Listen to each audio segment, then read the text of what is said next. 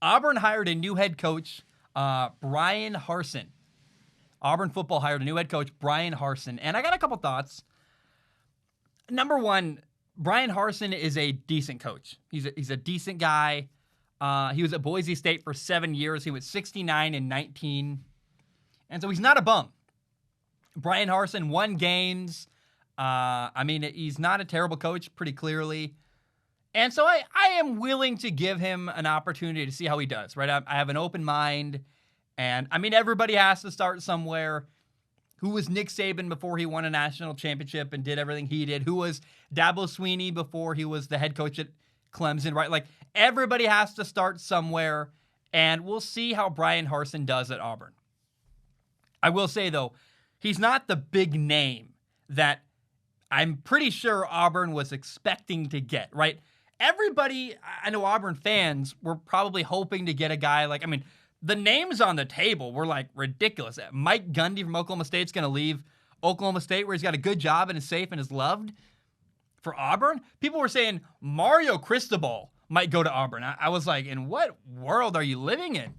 Where, Mario Cristobal, who's won a back-to-back Pac-12 championships, who is getting paid very handsomely, who is comfortable, who's got a fan base that likes him. Why would he leave?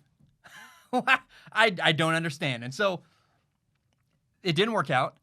I am not confident in Bryan Harsin. I don't think he's going to beat Nick Saban and Alabama. I don't think he's going to win an SEC title. Do you think he can do that?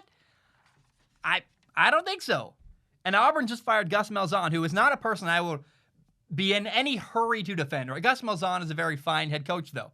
And I thought that he endeared me with the story. He's a former high school coach who really did very well and works his way up the ladder.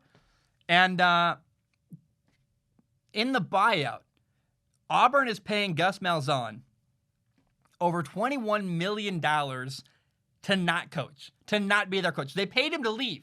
Not a small amount of money. They paid him over $21 million to leave and not be their head coach. And he went 6-4 this year. Like, Gus Malzahn was not awful this year. He was not great. Didn't win an SEC title. I understand the frustration. But he wasn't terrible. And I don't really understand. In 6 years at Auburn, here's what Gus Malzahn did. Gus Malzahn went 53-27. He went to 6 straight bowl games. Every single year Gus Malzahn was a head coach at Auburn, he went to a bowl game. He won an SEC title. He went to a national title game. He lost, but he got there. And I don't know that Bryan Harsin is the upgrade that everyone was sold they were going to get. People kept talking about how, the athletic director for Auburn, when he fired Gus Malzahn, said, we want someone who can take us to the next level as a program, who can consistently get us competing at the highest level. Maybe that's Bryan Harsin. Maybe. But this is a guy who didn't even win the Mountain West Conference this year. He lost the conference to San Jose State. He couldn't win the Mountain West this year. He's supposed to go to Auburn and do better?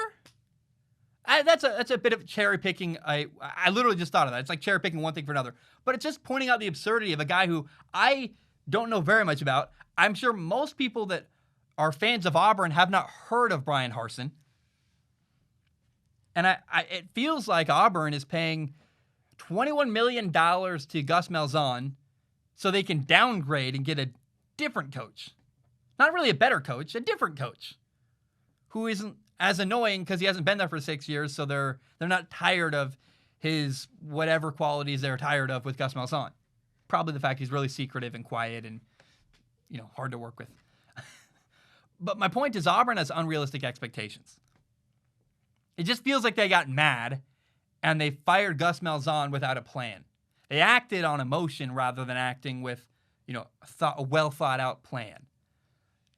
And the result of it was this guy, Bryan Harsin, who I feel bad for because I think if Bryan Harsin is given time, if they give him 6 years like they gave Gus Malzahn, time to get his own recruits and time to build a program, and maybe if Alabama didn't exist, the football team, University of Alabama, because you got to play them every year. then maybe Bryan Harsin would do very, very well. But I don't think he's going to get enough time. Unfortunately, he has to play Nick Saban's football team once a year, at minimum, once a year, I guess, every year, because they don't play it in the same. Here nor there. I'm literally talking. It's hard to talk. English is hard.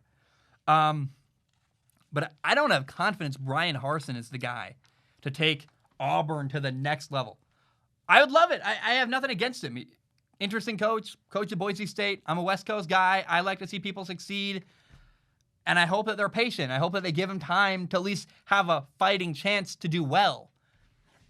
But man, Gus Malzahn to Bryan Harsin feels like a step down.